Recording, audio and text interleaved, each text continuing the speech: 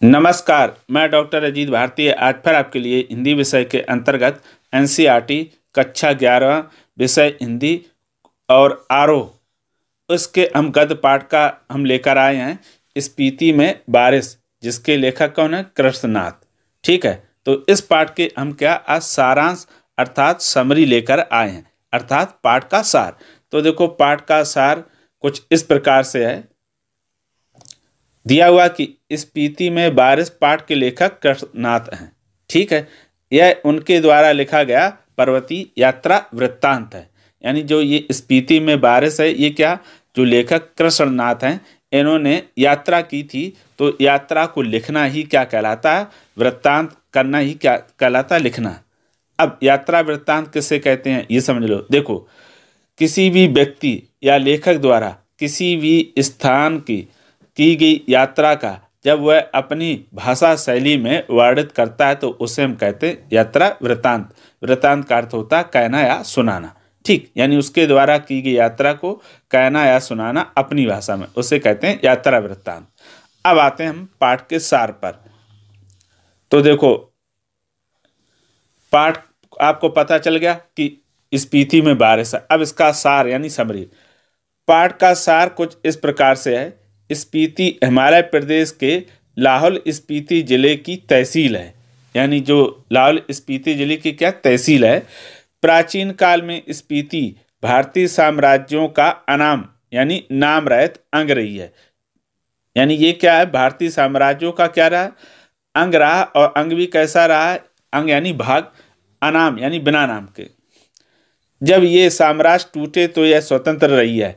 मध्य युग में प्राय लद्दाख मंडल और कभी कश्मीर मंडल, कभी कुल्लू मंडल, कभी ब्रिटिश भारत के तहत रही है। तब भी प्राय स्वतंत्र ही रही। इसकी स्वायत्तता भूगोल ने बनाई है।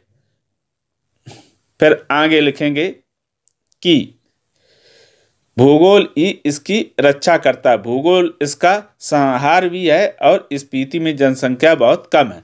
देखो, ये कहा गया कि जो स्पीति की भौगोलिक स्थिति है, भूगोल का मतलब है भौगोलिक स्थिति, वो कैसी है? वो देखो, वही क्या करती है? इसको घेरे हुए है, वही इसकी रक्षा करता है और वही इसका संहार करता है। ठीक, अब ये रक्षा संहार यानी वही जो स्पीति क्या है, उसकी भौगोलिक स्थिति ऐसी कि भौगोलिक स्थिति मान लो पहाड़ी हैं, तो वही इसे क्या दूसरे देशों के आक्रमण से बचाते हैं। और कभी तेज बारिश हो जाती है, भूस्खलन होता है, तो वो विनाश का भी कारण बन जाता है। इसलिए कहा गया कि भूगोल इसका संहार भी है। फिर दिया कि स्पीति में जनसंख्या बहुत कम है। अब इसमें आंकड़ा दिया कि सन 1971 के अनुसार इसकी जनसंख्या 7,196 थी। वह क्षेत्रफल इसका 12,015 वर्ग किलोमीटर है। यह क्षेत्रफल लाहौल के साथ जोड़कर है। ठीक है, यानी लाहौल और स्पीति का। अब आगे, इस प्रकार स्पीति की जनसंख्या प्रति वर्ग किलोमीटर 4 से भी कम है। यानी 1 किलोमीटर पर 4 ही व्यक्ति, इस हिसाब से इसका रेशियो निकलता है। उसके बाद फिर हम बात करेंगे कि लाहौल स्पीति का प्रशासन ब्रिटिश राज से भारत को जैसा का तैसा मिला। यानी जो जब अंग्रेजों का शासन था, उन्होंने बाद में लाहौल स्पीति को भारत को वैसे ही दे दिया जैसा उनके पास था। स्पीति के लोग असिस्टेंट कमिश्नर नोनो को अपना राजा समझते थे। राजा नहीं है तो दमयंती को रानी मानते थे। ठीक, ये तो सीधा सीधा समझ में आ गया होगा। फिर आता है कि सन 1873 में स्पीति रेगुलेशन पास हुआ, जिसके आधार पर लाहौल और स्पीति को विशेष स्थान दिया गया। ब्रिटिश भारत के अन्य कानून यहाँ लागू नहीं होते थे। ध्यान रखना कि जो कानून भारत के हर जगह लागू होते थे वो स्पीति लाहौल में नहीं लागू होते थे। रेगुलेशन के अधीन प्रशासन के अधिकार नोनो को दिए गए, जिसमें मालगुजारी इकट्ठा करना, छोटे छोटे फौजदारी के मुकदमों का फैसला करना भी शामिल था। उसके ऊपर के मामले वह कमिश्नर के पास भेज देता था। ठीक, ये बात आपको समझ में आ गई कि वहाँ का जो रेगुलेशन अधीन जो प्रशासन कौन अधिकारी था? नोनो। तो क्या माल गुजारी इकट्ठा करना, छोटे छोटे फौजदारी के मुकदमे की सुनवाई ये कर लेता था और उसके ऊपर जो रहते थे कमिश्नर के पास भेज देता था। आगे ये क्या है? लेखक जो स्पीति में बारिश वहाँ के बारे में बता रहे हैं, स्पीति के बारे में।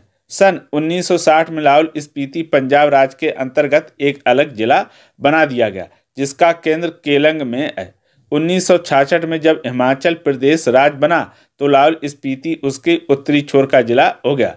देश का सबसे अधिक दुर्गम क्षेत्र, दुर्गम ये होता है जहां पर आना जाना रहना कैसा हो, थोड़ा कठिन हो। स्पीति चारों तरफ से ऊंचे ऊंचे पर्वतों से घिरा हुआ है। ठीक है, इसकी मुख्य घाटी स्पीति नदी घाटी है। कहा जाता है कि यहाँ कोई पारा नदी भी है, फिर घाटी है। स्पीति के पहाड़ लाहौल से ज़्यादा ऊंचे नंगे भव्य हैं। इनके सिरों पर स्पीति के नर नारियों की व्यथा के दुख की आवाज़ है। इस व्यथा की कथा इन पहाड़ों की ऊंचाइयों के आंकड़ों से नहीं की जा सकती। यानी वहाँ पर रहने वालों क्या होते जो ऐसी कठिन स्थितियों में रहते हैं तो उन्हें क्या होता है, पूरे जीवन संघर्ष करना पड़ता है। ठीक है, कुर्बानियाँ भी देनी पड़ती हैं। तो ये कहा गया कि आंकड़ों पर मत जाइए, लेकिन यहाँ पर कई लोगों की क्या नर नारियों की व्यथाएं तकलीफ़ें, यानी जो उन्होंने कष्ट भोगे संघर्ष किया, उसकी कहानी दबी हुई है। लाहौल की तरह ही स्पीति में भी 2 ही ऋतुएं होती हैं। कहीं मैंने 6 ऋतुओं का बखान किया है। 6 का अर्थ होता है 6 ऋतु। यहाँ जून से सितंबर तक की अल्पकालिक वसंत ऋतु है, शेष वर्ष शीत ऋतु होती है। यानी 2 चीजें, अल्पकालिक यानी कुछ समय के लिए वसंत ऋतु रहती है और फिर शीत यानी सर्दी पड़ती है।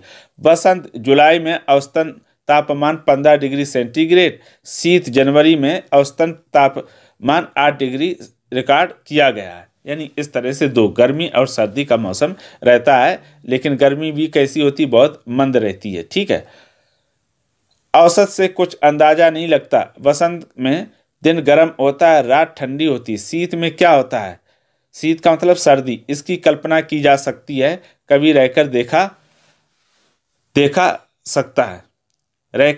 जा सकता है ना। तो देखो, जहाँ पर 8 डिग्री सेल्सियस डिग्री जहाँ पर वो तापमान हो, तो जाहिर सी बात है ऐसी ठंड में रात में रुकना या दिन में रहना बहुत ही कठिन काम है।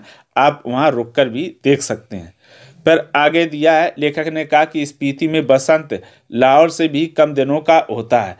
दिसंबर से घाटी में फिर बर्फ पड़ने लगती है, अप्रैल मई तक रहती है। नदी नाले सब जम जाते हैं, तेज हवाएं चलती हैं।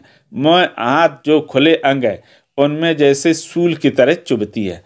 कहते इतनी ठंडी पड़ती है कि भयंकर, जब हवा तेज चलती तो ऐसे नाक में ऐसे लगता है जैसे कोई सूल नोकदार होते हैं जो लोहे के, कहते ऐसा लगता है चुभ रहे हों।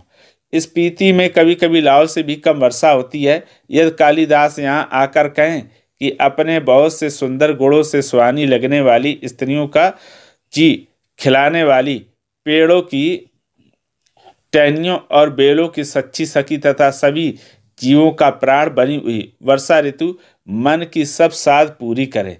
ये कालिदास के बारे में कहा गया कि क्योंकि कालिदास कैसे थे, वो प्रकृति का चित्रण बहुत ही खूबसूरती से करते थे। तो यहाँ पर लेखक ने कहा अगर कालिदास भी होते तो वो इसी तरह से चित्रण करते, जैसा अभी पढ़ा है कि ऋतु मन की सब साध पूरी करें। तो शायद स्पीति के नर नारी यही पूछेंगे, यह कौन है, कहाँ रहता है, यहाँ क्यों नहीं आता है। यानी जब इस तरह की बात करेंगे तो लोग वहाँ के पूछेंगे ये है कौन, किसकी बात की जा रही है। ठीक, कहने का मतलब ये कि कालिदास होते तो बहुत खूबसूरती से उसका क्या करते, सुंदर वर्णन। तो लोग पूछते। स्पीति में कभी कभी बारिश होती है। वर्षा ऋतु यहाँ मन की साथ पूरी नहीं करती, सूखी ठंडी व बांझ रहती। स्पीति में साल में एक फसल होती है। मुख्य फसलें हैं ये हैं जौ, गेहूं, मटर और सरसों। सिंचाई का साधन क्या है, पहाड़ों से आ रहे नाले। स्पीति नदी का चौड़ा तट होने के कारण किसी काम में नहीं आता है। स्पीति में कोई फल नहीं होता है। स्पीति नंगी और वीरान है। देखो इन्होंने कहा कि क्या कहा, स्पीति में बारिश कैसी होती है, बहुत कम होती है। बारिश ऋतु यहाँ मन की साथ पूरी नहीं करती है। अब सूखी ठंडी व बांझ रहती जो वहाँ का मौसम रहता है। स्पीति में साल में एक फसल होती है, यानी एक ही बार में। उसी समय चाहे जौ कर लो, गेहूं कर लो, मटर कर लो और सरसों कर सकते। अब सिंचाई का साधन क्या होता है, जो नदी नाले वहाँ बहते होते हैं उसी से सिंचाई की जाती है। अब आता है आपका अंत में, वर्षा यहाँ एक घटना है। एक सुखद संयोग है। लेखक के वहां रहते रात को वर्षा हो गई। सुबह उठते ही उसने लोगों से सुना कि उनकी यात्रा शुभ है। स्पीति में बहुत दिनों बाद बारिश हुई है। यानी वहाँ वर्षा भी हो जाना, बारिश होना एक घटना के समान माना जाता, लेकिन लेखक कहता ये तो सुखद बात थी क्योंकि रात में बारिश हुई थी। लेखक ने सुबह लोगों के मुंह से सुना कि यहाँ पर आपकी यात्रा शुभ रही क्योंकि स्पीति में बहुत दिनों बाद बारिश हुई थी। इस तरह से स्पीति में बारिश, ये आपका यात्रा वृत्तांत क्या होता है, समाप्त होता है। इसके इस पाठ के जितने जो प्रश्न उत्तर हैं, MCQs हैं, वो सब हम इसके डिस्क्रिप्शन बॉक्स में उसकी लिंक दे देंगे। वहाँ जाकर आप उनको आसानी से पढ़ और समझ सकते हैं। और अगर इस पाठ से संबंधित किसी प्रकार का कोई डाउट हो तो कमेंट करके हमें अवश्य बताइएगा। तो फिर आज के लिए इतना ही। अब हम फिर मिलेंगे किसी नए विषय के साथ। तब तक के लिए धन्यवाद।